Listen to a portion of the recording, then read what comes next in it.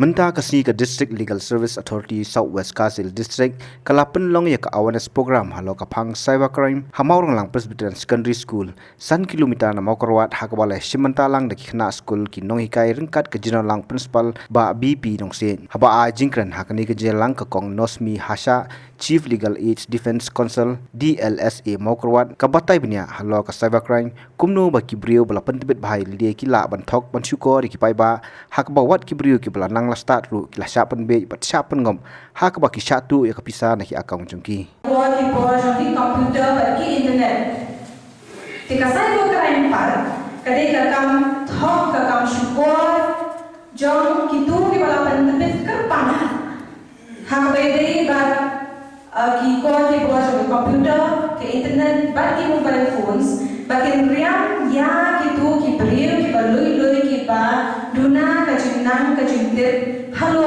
ki jongki komputer ki internet bagi mobile phones kini ki beriu ki kumpang ki di belakang pendebit kenang ki belakang pendebit kerpang na bantaban riam ki beriu baloi hagi rupang ki beriu lembar dari komputer internet bagi mobile phones ting wajib berkenaan asal dulu kikum ngok hakum kita ki jumsha penbir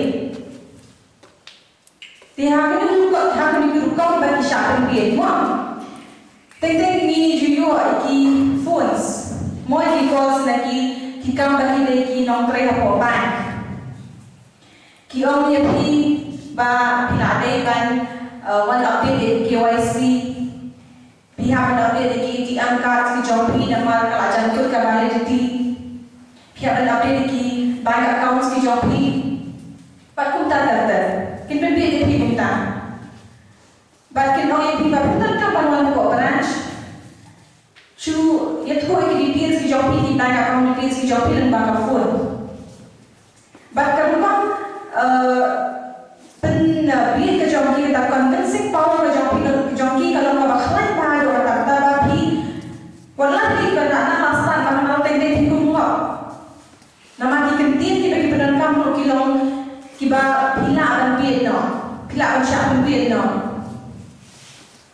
Tiada rajin pemiolat dan taman berkhidmat, pisngo bagi di German people dan ini kita beri persisyan beri dapur kapan. Piku pelat tolong piku mithono ini di bank account details di Jopi. Kila akan bagi account number. Kila ada lagi ATM card number, baru tak terter. Mensyam-syam ceritanya password juga ATM card lo. Hadir bentapan, kini kau phone kila ham salah.